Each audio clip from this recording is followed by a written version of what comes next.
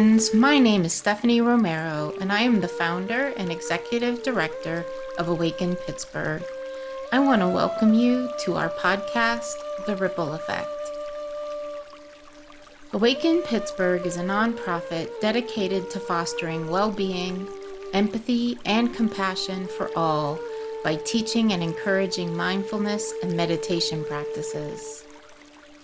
I also want to take a moment to let you know that Awaken Pittsburgh offers many other opportunities for practice and connection.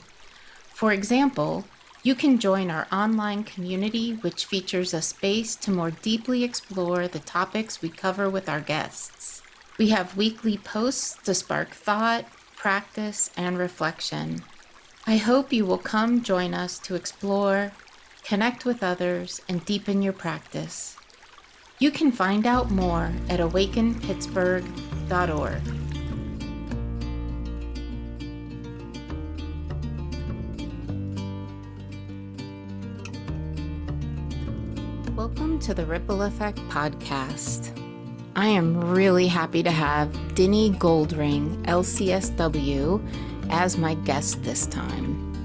Dinnie is a psychotherapist, meditation teacher, pathwork helper, former midwife, mother, friend, and sister. Dinnie has been a mindfulness meditator for over 40 years.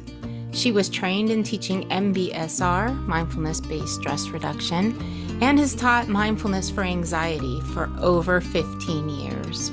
Her psychotherapy practice is rooted in Gestalt therapy and mindfulness and has focused on working with people during the perinatal period. Dinnie has dedicated her life to the personal, emotional, and spiritual growth of herself and others, trusting that our practices of growth and transformation are of benefit to all beings everywhere. So, Dinnie, I'm so glad to be in this conversation with you today to explore your mindfulness journey and practice journey in your life and get to know you in this way more deeply. I know our paths have crossed many times, but we actually haven't done this particular thing. So I'm excited about that. And thank you so much for being willing to join the conversation with me. It's such a pleasure. And I was telling a friend of mine last night that I was going to be doing this, and she doesn't know a lot about mindfulness. And then I just started talking about it. So I'm so excited to be here because I could just talk about this stuff on and on. So exciting. So glad to be here. Awesome. Well, you're a kindred spirit then, because that's like what I do all day, every day. Well, I love to start the conversations just to kind of understand what your journey has been. How did you come to practice? What does your practice look like? And you specifically have been one of those folks that has had the possibility to integrate a personal practice into professional life. So I would love to hear about all of that. Sure. Sure. Well, I started meditating in my 20s, and I had meditated like a couple times. Maybe actually, it was at a Tibetan Buddhist house in the town where I lived. There was a Tibetan Buddhist group, and I went there and meditated like 10 different times. And then I went to go travel in Asia for about 2 years. And I was telling someone that I wanted to learn to meditate more. And they said, "Oh, you should go do this Vipassana course. It's a retreat." So I signed up and got accepted, and I went many months later. And much to my surprise, it was a 10-day silent retreat. I had no idea. So I just sort of really jumped in there. I don't know how I did it, but so I went to this 10-day silent retreat in India. But those Vipassana retreats are given all over the world. And I learned how to meditate, and it is Vipassana meditation is mindfulness meditation.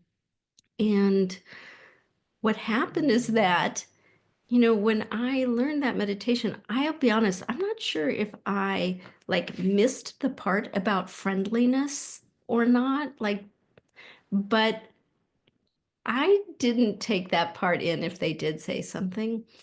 So I meditated on and off for many years, but it was sort of a battle because it was full of a lot of admonishment. Every time my attention would wander, I always call it like meditation with a big stick. It was like, oh, my attention would wander, and then I would just be so unkind to myself. And it helped me because I was able to focus more, and I was able to be aware of like when I was getting into stories and not really being present. But it did not help cultivate a kind attitude toward myself at all. And so I was meditating on and off, and then I had little kids, and I was so stressed, and I was getting a lot of pain with my menstrual cycles, and I knew it had to do with stress. And I went to the doctor, and they said, "Oh, we can do surgery." And I was like, "Oh, I don't want to do surgery." So I went back to my mindfulness practice in a different kind of way. And it helped so much. Like I just being coming back to being present, being present. I'd go off in a story, or I'd start to get upset. Oh, what's happening right now? Naming what was happening, that practice of just naming and being able to re-regulate myself. And it was amazing. It just was like, oh, the pain went away. I didn't have to get surgery. It reignited my practice. And at that time, not too much later, I was working for Western Psych, and they knew I was a meditator, and they actually sent me to a 7-day retreat with John Kabat-Zinn and Saki Santarelli, which was incredible, to learn how to teach the mindfulness-based stress reduction class.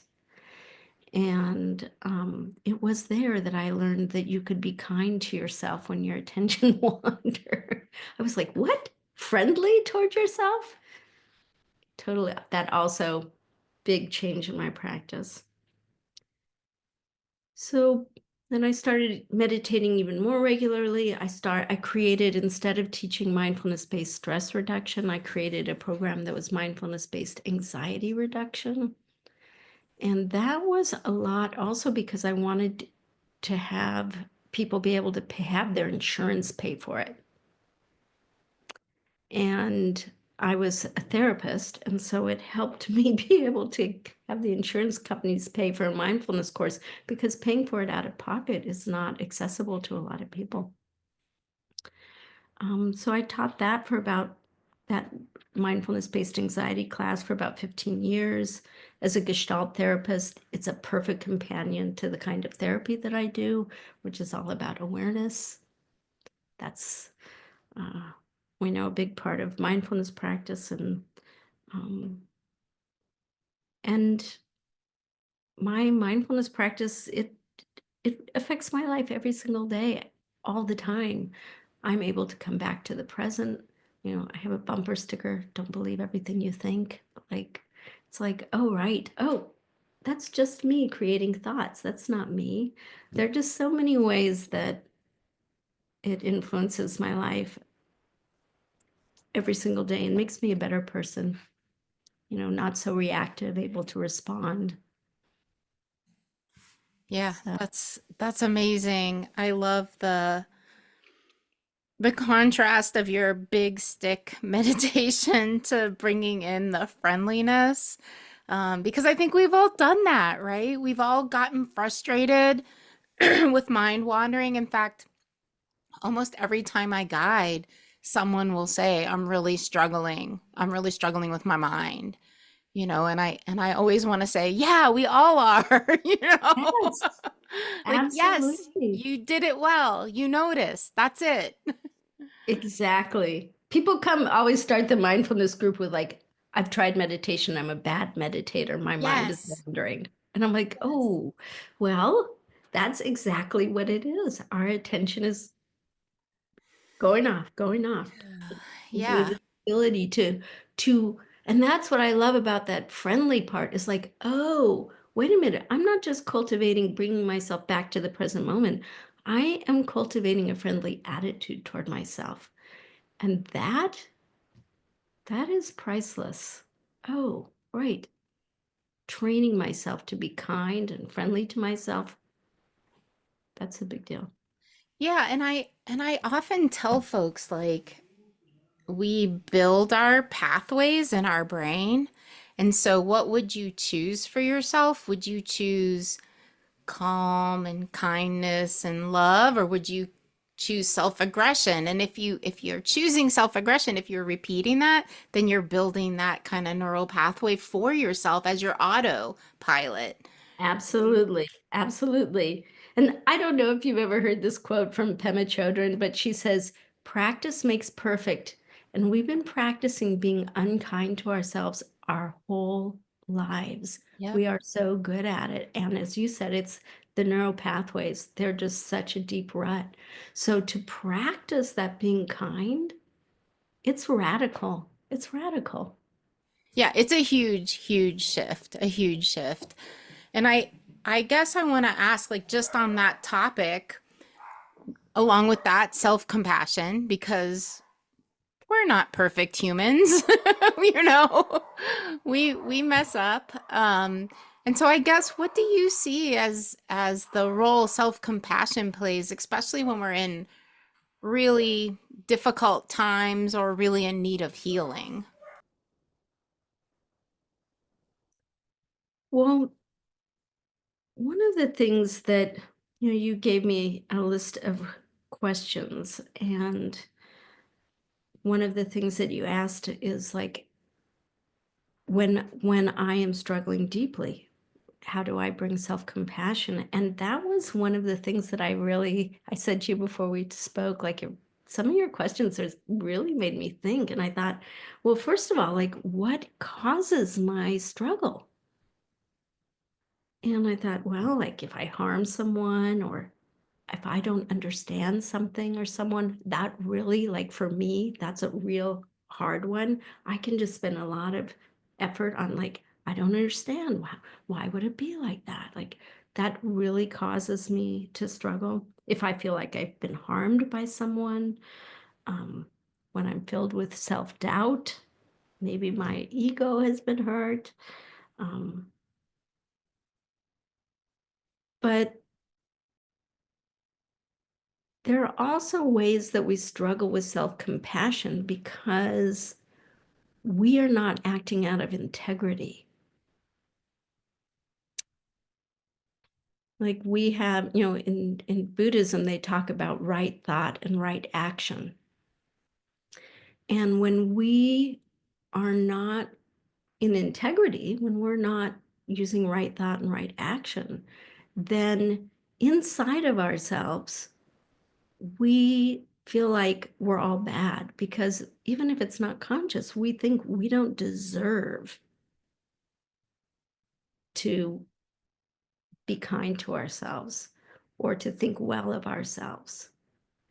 And so one thing also I think that causes us struggle and difficulty for having self-compassion is that we don't trust ourselves and we think we are not worthy of that. Um,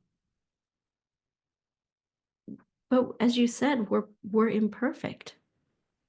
That's how we are as humans. Like we're not striving for perfection.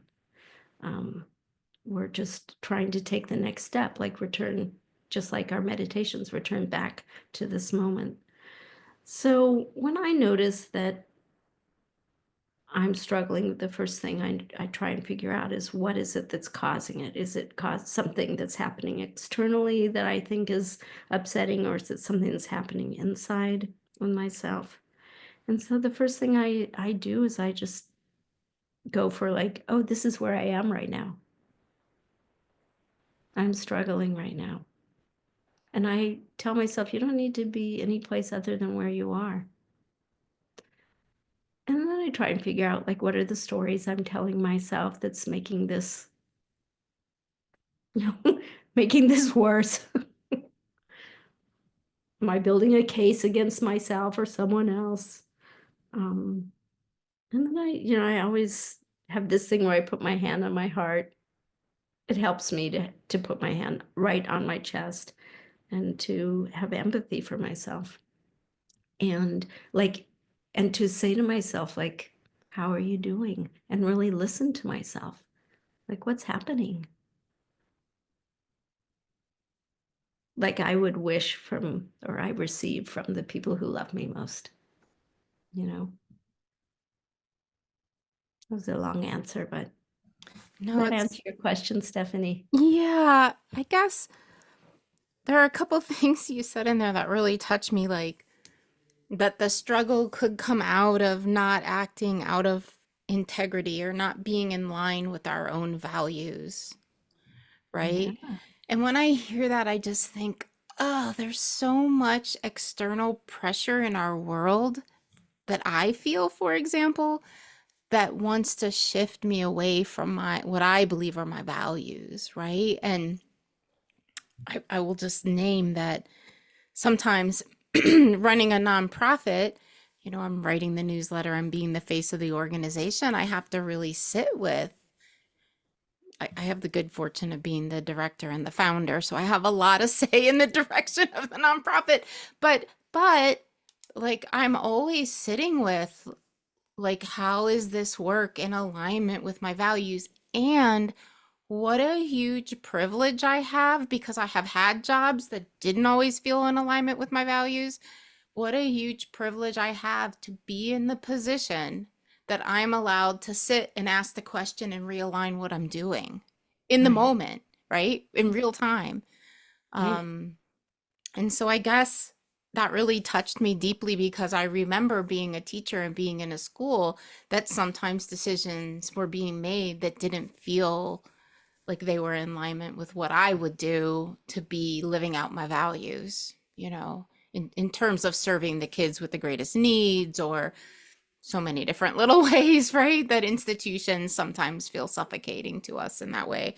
And I guess the question is like, you know, you were saying having that empathy for yourself, like when you find yourself in that situation, maybe not because of your own, oh gosh, I just messed up and I didn't live my best self to be my best self, but sometimes we're in these conditions, right? In these organizations and structures, social systems that really aren't in alignment. And I'm just, yeah, I guess it just really opened that up for me when you were saying that because sometimes it's not, I'm a bad person, I'm not living in integrity. It's the world is structured in such a way that it doesn't always allow it.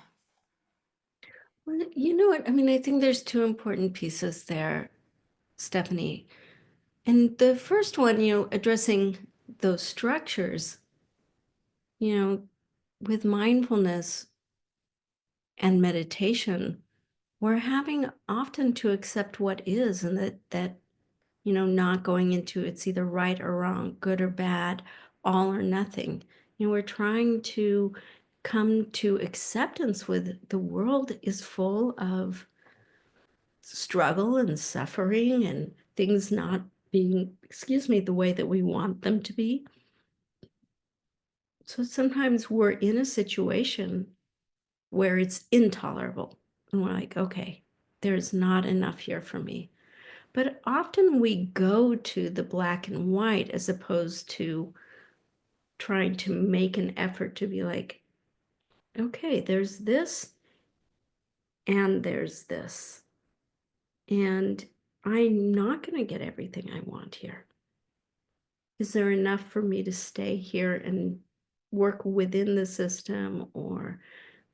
But it's easy for us to go into black and white. So I think that even within those structures that aren't fully in alignment with us, are they in alignment enough for us to stay there? And the other piece that I think is harder for us in some ways, Stephanie, is that not because of external reasons, but because of internal reasons, we often act out of integrity. We want something and someone's standing in our way, so we go, around the back door to get it. Or we like don't tell the whole truth because it might be upsetting to someone. We don't want them to be upset with us. There's so many reasons why we don't fully act in integrity, and it's not because we're bad. We're not worthy of love or care or connection. It's just that we struggle with those parts of ourselves. And so that, I think, is for us one of the real reasons why we think we don't deserve self-compassion is because of not what the restriction, not because of what happens externally, but what happens internally. And it's hard for us to admit that. Yeah, I totally agree that it is harder for me to feel compassion for myself in a situation where I've done something that wasn't in line with my values, as opposed to when I'm in a situation that feels stifling and isn't Right, allowing me to be who right. I want to be. So it's because that's external and you can blame other people or the situation or whatever, but when we mess up and it's our, like, we have to take that accountability, it's harder to be compassionate and kind Absolutely. And to we're, ourselves. Yeah. we're human. We're just stumbling along, Yeah. fumbling in Yeah. here. Yeah. Yeah. Yeah, it is. So can we be imperfect and still have compassion for ourselves? Yeah. This is one of the biggest questions. And we have to, Yeah. because we can't get out of that Yeah. through harming ourselves by not having compassion for ourselves. It's like not indulgence, but it's compassion, holding ourselves responsible while still being kind. Yeah.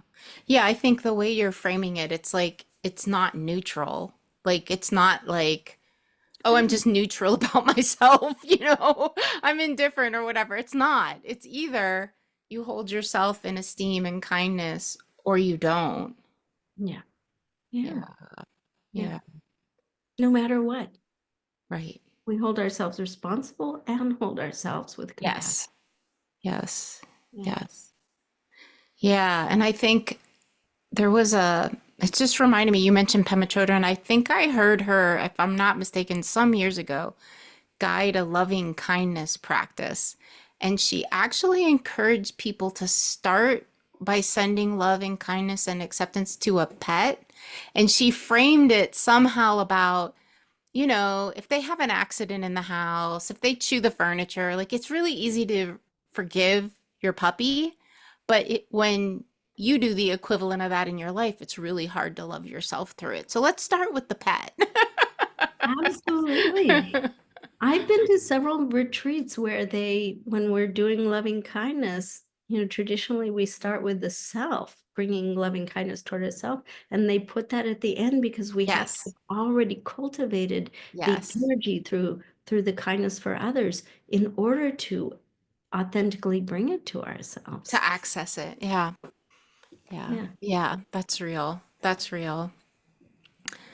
I guess my next kind of segue here is what, you work as a mindfulness instructor, a meditation instructor, and as a therapist. And so I wondered if there was a technique or a specific practice that you love that really helps people just connect with themselves and, really, because I feel myself, it's so easy to be disconnected from myself.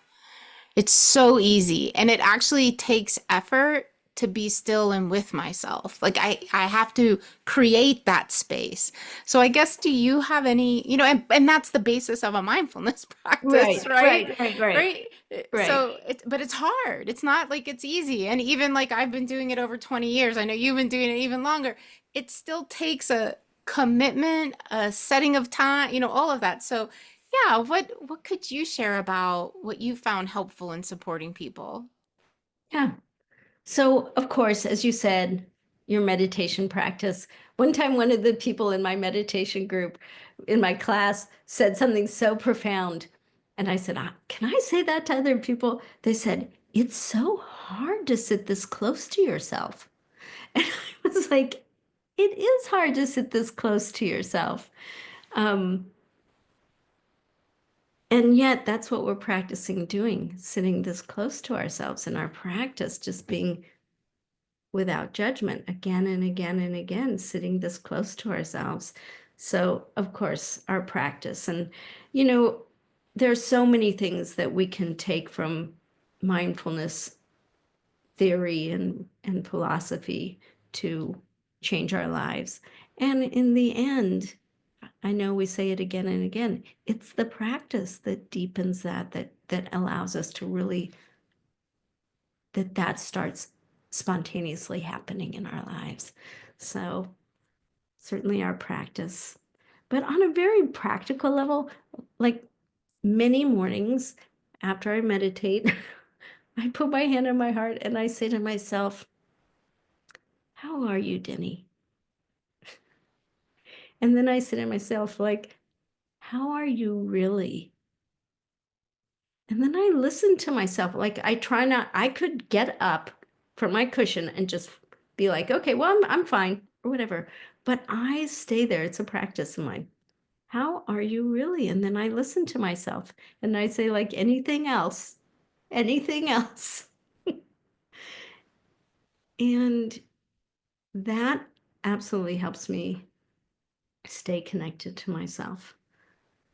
And throughout the day, sometimes if I'm noticing I'm just sort of not paying attention, I'll say to myself, how are you? And of course, coming back to the breath, coming back to the body, coming back to our senses.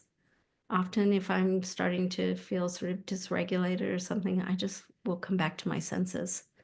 Um, I love the title. I think it's John Kabat-Zinn book that says that's called Coming to Our Senses. Like this is how we're present, is coming to our senses. So just tuning into sound or you the feeling of my body.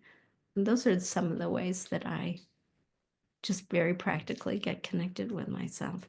It's hard to, especially when like we're confronted maybe with someone who's unhappy with us, or we're in a relational situation where like we start to get into reaction and not really be able to respond. It's like, oh wait, I want to stay here. What's happening with me?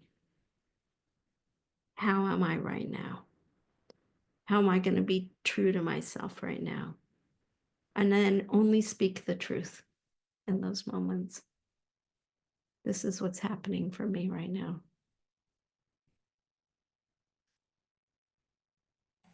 I love the deciding to stay present for the difficult emotion practice, because that's a tough one sometimes. It's the time when we mostly lose ourselves. We get so stuck in our reaction that we are totally disconnected from ourselves. And then we react in ways that,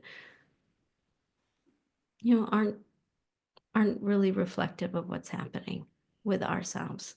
Like, oh, I'm starting to feel scared that you're going to leave right now. Or, oh, I'm feeling dismissed is such a different way to, if we can stay connected with ourselves, then we can communicate that, which is,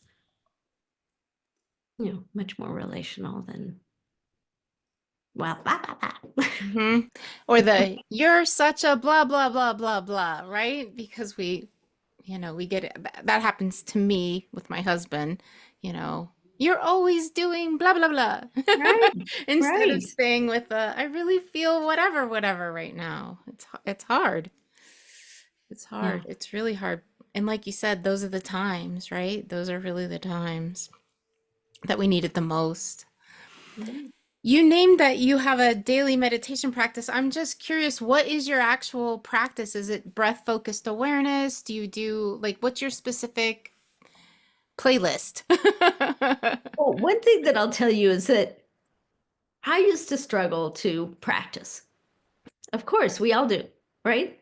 So my meditation cushion is next to my bed. And I get up in the morning, I go to the bathroom, I come back, and I, as they say, put my tush on the cush. I I meditate in my bed. On my cushion sitting up, but I meditate in my bed because otherwise the day gets started and off I go. So that's one, just a basic tip that someone said to me, I meditate in bed. And I was like, what? I tried it. I love it. But my practice is very basic. I start with attention to the breath. My attention to the breath is, at the nostrils.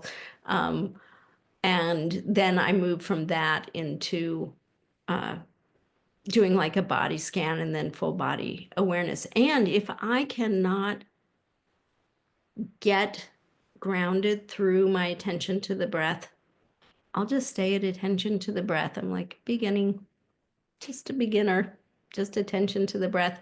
Because if I can't get an anchor in the breath, then going off into the body, I'm just going to be flying away somewhere else. So, Yeah, that is a very Vipassana based. yes, It's a yes. very, so I'm just Yeah, thinking like you're still with your original Vipassana 10-day Vipassana. I don't know if that was a Goenka retreat, yeah, it but was a Goenka yeah, retreat. so that's what it was, right? Because you were like specifically the nostrils, and I was like, ooh. Oh, it was that. My son's a meditator now. He's gone to 3 Vipassana retreats, and at his last retreat in Vipassana meditation, they call focus on the breath Anapana. That's the Pali word for focus on the breath. And my son was really struggling with his practice, and the teacher said, Anapana is your friend. So coming back to the breath is your friend. Like this is the anchor, it's your friend. I found that so helpful. That just coming back to the breath, it's your friend. Yeah, yeah, that's great. That's great.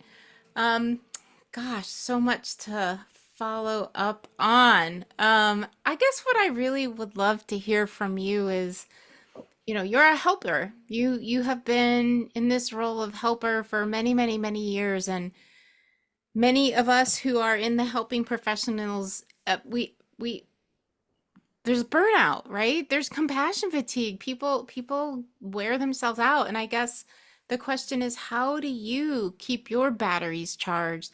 What do you think helps you stay compassionate towards the people you're supporting and therapy or through meditation or whatever you're offering? Well, this is what I can say about that. My tagline on my email says, we're all just walking each other home. It's a Ram Dass quote. And I have never felt compassion burnout as a therapist or as a meditation teacher. But I think it's because of this. I have always, and I deeply believe that we are all struggling. This is what is happening here in our lives. We're struggling. And this is the way that we learn and we grow is through our struggle. And I laugh because I tell people, I call it the bad system. This is the bad system that we have, but it's the system we have, which is that we don't learn and grow without struggle. That is how we learn and grow. And so I know as a therapist, oh, I am walking alongside this person. It's not my job to fix them, to change them, to make it so they don't struggle. This is a part of life. It's like, but how do we deal with struggle? How do we deal with life being imperfect? How people, places, things, how the world, how do we deal with that? So I don't feel like it's my job to make people not struggle. I used to be a midwife. It's not my job to make people not feel pain. It's to be able to be with it so they can give birth. And I feel like I'm doing that as a therapist. Like, yeah, we are all here struggling. It's just my job. I happen to be trained and have a lot of experience. So perhaps I can be more helpful than someone else. But I am helping people learn how to be with the circumstances of life, which is that we're all struggling here. And so I think that makes it so that I can stay compassionate because I don't feel an obligation to fix someone or take them out of their struggle. Does that make sense to you? It does, and I love the birthing metaphor. We were talking before about my grandchildren. Yeah. There have been a lot of birth stories in our family lately. We have a lot of little ones. And pregnancy is very uncomfortable and painful, especially towards the end. And birthing process is very difficult and actually dangerous. Like we know women still die during childbirth or very soon after. And so yeah, that metaphor really resonates with me. And thinking about the professionals, the midwives, the medical professionals that help support women in that process. And that Yeah. and that in some way we're all giving birth, Yeah. whether it's to physical human beings or love and compassion or deeper understanding of ourselves and others, compassion, wisdom, like all the things, right? Giving birth to a new pattern, Yeah. not being stuck like we talked about earlier, not being stuck Yeah. in that rut that we have practiced for so long, giving birth to a new possibility, to a new neuronal connection. I mean, whatever you want to call it, but Yeah. absolutely. Yeah. And how Yeah. difficult it is to break an old habit. Yeah. So hard, right? Yeah. So So I think that it's helpful to keep that frame of mind for all of us, not just as a therapist or a helper, but as human beings. Like, oh yeah, we're struggling. What am I going to learn from this? How can I be kind to myself as I learn and grow? yeah. Yeah. Yeah. I think my next question is really like meditation and even psychotherapy is a very individual process, right? And sometimes people say, navel gazing or, somehow, I don't know, want to use the word selfish, but inward looking, right? And yet, I hear it from folks all the time going to a community sit, practicing in a group or attending a class like the ones we offer or MBSR, like the communal group dynamic sometimes is so, so, so supportive. And I guess I would just really be interested in hearing your reflection because you obviously do both, live in both of those worlds. How does that balance out the communal aspect of practice together or the supportive group as opposed to this very individual practice? Yeah. Well, I'll tell you something. When my kids were little, I used to go practice every couple of weeks with this group, and they'd say, "Why do you go? You're all going and you're just sitting by yourselves in silence. Like, why would you go do that with a group of people?" But I think everyone who's sat in a group can feel the difference, the quality and the depth of their practice when they are with sitting, meditating with other people. So I think that makes is such a difference. When I trained with John Kabat-Zinn, someone said, "I'd like you to talk a little bit about teaching this to individuals." And he said, "I won't." And she was like, "What?" And he said, "I won't. I don't believe it should be done. I think this should be taught in a group. We benefit from that." No. And, I think the other thing about that also is that when we meditate, as we get stiller and stiller, what naturally arises is a sense of connection, open-heartedness, loving kindness naturally arises.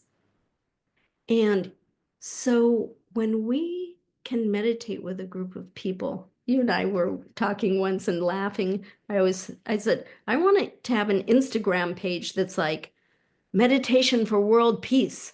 Like when we meditate with other people and it opens our heart, we feel so much connection to them. And I do believe that if we have people who are, countries, cultures that are at odds with each other, struggling with each other, if we meditate together, it will open our hearts to the other. I naturally. So it people may think it's an individual pursuit, but it's really about opening ourselves up so we can be more loving and compassionate for ourselves and others. You know, this is putting on my researcher hat. I was recently attending a webinar, and this researcher quite rightly was saying, a lot of the research on meditation was not done well. So if there was a randomized controlled trial, which, like that's the scientific gold standard, should be a randomized controlled trial. I'm married to a research scientist, so, that's a thing. Yeah. But a lot of the randomized controlled trials for meditation groups or mindfulness-based interventions, they have people on a wait list. So they're randomized either into the active control, which is the mindfulness intervention, or they're just waiting. So you're really comparing an intervention with nothing, Right. right? And so people always show, well, I mean, not always, not everyone, but there's always the mean, the average is always way better than nothing, right? However, when you control maybe anxiety or depression, addiction, to an active intervention that is designed to work on that same thing, depression, anxiety, whatever, mindfulness still does great, but it's not necessarily better than the other intervention, right? So this is the research that's coming out, Yeah. which I do not find discouraging just because of what you name, because the thing that we get that they're not always measuring is compassion, is empathy, is loving kindness. And so maybe you're not as depressed over here with the intervention that's the medication or the therapeutic intervention that's designed to help alleviate depression. So maybe you're not as depressed. But if it's equal to meditation and on top of that, you also are seeing more compassion, more empathy, and in some studies, less inflammation, like John Kabat-Zinn, who you've mentioned a couple times, less psoriasis. He did that research study, all the other things that we know could potentially happen. Like, great that we're equaling other therapeutic interventions that were designed to tackle whatever. And the added bonus is the opening of our hearts. Absolutely. Made me think of like a Cracker Jacks box. I don't even know if they have that anymore, but you got the Cracker Jacks, but then you got the bonus prize. The bonus prize is the compassion for ourselves and others. Absolutely. And when we continue to cultivate that with practice, we know it grows and grows and grows and grows. And that's not just good for us. Right. That's good for everyone. Right. Right. Yeah. Yeah, which is why the podcast and the newsletter that we have are called the ripple effect, because we really believe, that if I can show up in a different way to the people in my life, then that's going to Absolutely. ripple out. I love that. Absolutely. We see it. I mean, as a therapist, I see it again and again. Yeah. Yeah. I don't know if we've talked about thinking about rippling out, talked about self-kindness and self-compassion, but why do you think sometimes people find it easier to just be kind to others and not to themselves? Like we talked a little bit about how it can be hard for us for ourselves, but why is that it's easier sometimes? To be kinder to others than to ourselves. Yes. Yes. Well, I'll tell you, I think I'm not sure if this is what you're asking, but I'll take a little try here. I mean, I think there's a couple things. One thing is that we're taught in different ways to be kind to others. Like that's a big virtue that we learn consciously and unconsciously, especially as women. We should be kind to others. So I think that there's that. But I think also what I was saying before is that it's hard for us to be kind to ourselves because sometimes we act out of our own, not in integrity. I heard Joseph Goldstein once talk about a quote of the author. She's so funny. I can't remember her name right now, but I'll tell you later. But she said something to the effect of, she's an author, and she was talking about when someone else, a friend, a fellow author, has a great successful book, and she said something like, when we wish bad things to happen to other people, say for their head to blow up. when we wish for bad things to happen because good things have happened to them, we wish bad things, it wreaks a little havoc on our self-esteem. So, we have jealousy, we have all this, it wreaks a little havoc on our self-esteem. And then we think, again, like I was saying before, I don't deserve to be kind to myself.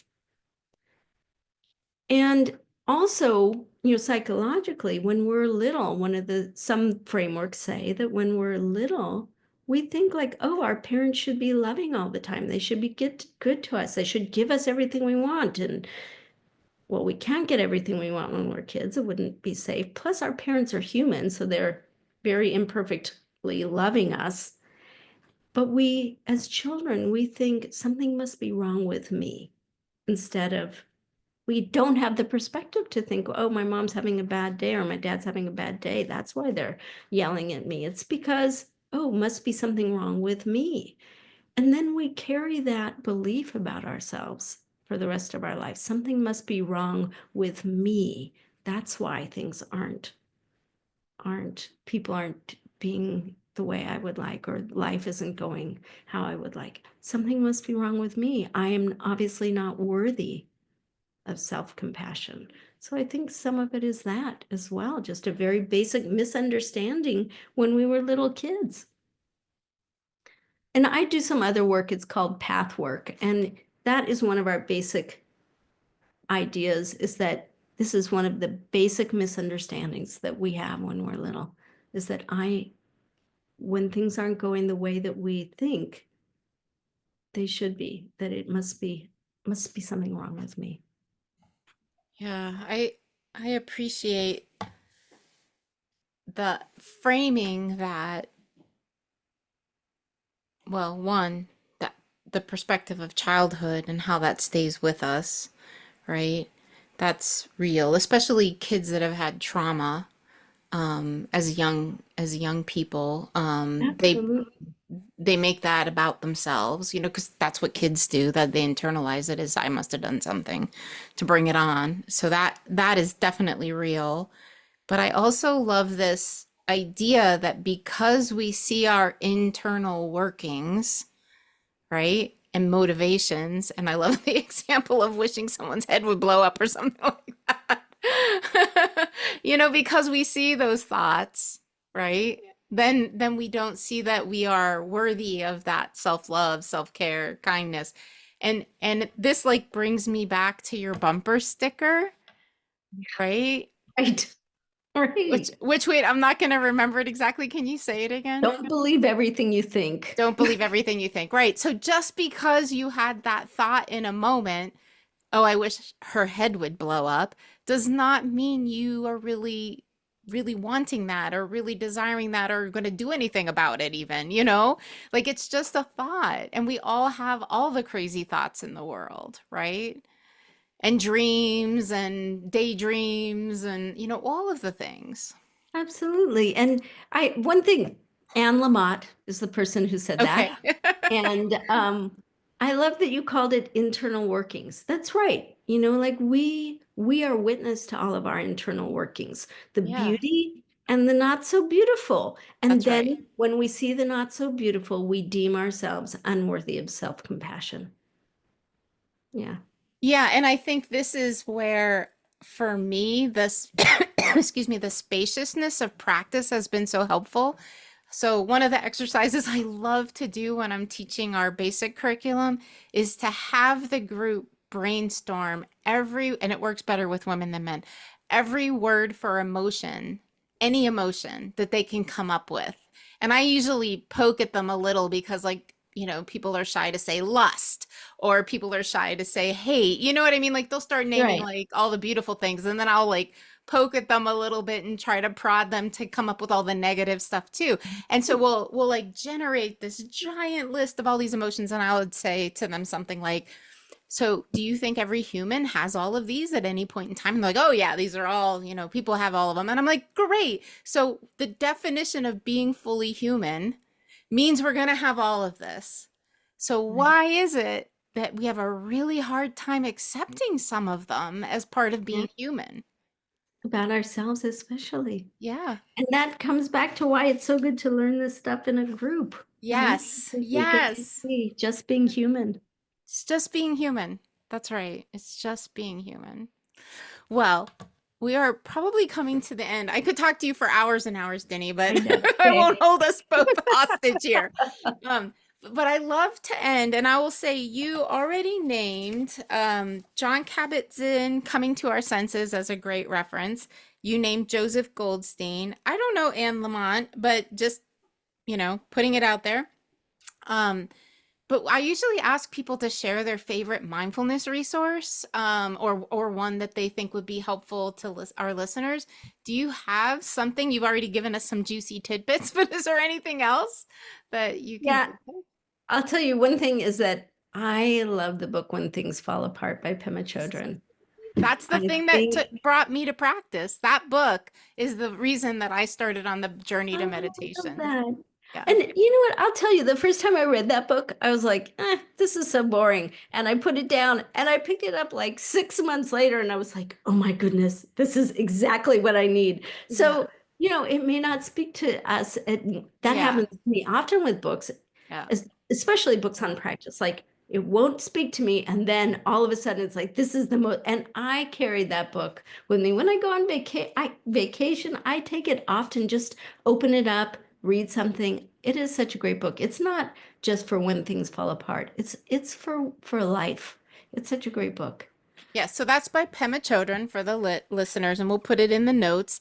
And I will say I've read it a number of times, and I think I'm on like my fourth or fifth copy because I keep giving it away because I'm like, oh, you got to read this. You got to read this. Take mine. You got to read it. So I think I'm on like my fifth copy of it or something like that. And I read it, and then some years later I reread it after I had really deepened into practice and been practicing a long time, and I read it and I was like, I don't remember any of this. No, I know. Like, The it same was thing so happens to amazing. me. It was like a totally different book. I was like, oh my gosh, that's wild. Absolutely. Same thing. Same thing with me. Yeah. And I will put in one other plug. I am listening to Joseph Goldstein's podcast right now on the Satipatthana Sutta, which is, Nice. I think that they call it like bringing mindfulness into daily life. I love it so much. I just find his teaching so accessible for me and so helpful in my daily life, which Yeah. is what He's we want, great. right? Yeah. Well, just for listeners to know, the Satipatthana Sutta is the sutta or sutra, depending on if it's Pali or Sanskrit, that establishes mindfulness and the basis of kind of practice and what we would do in a meditation practice. So that in Buddhist teachings is the foundational text that everything else is kind of based on. Everything we've been talking about is kind of based on. Yeah. Exactly. So, and I love those. So That's awesome. out there. Well, thank you, Dinnie. It's been a great joy to connect with you like this. And yeah, thank you for all your great work in the world. I appreciate you so much. Absolutely. Same. Yeah. Thank you, Stephanie. Thank you.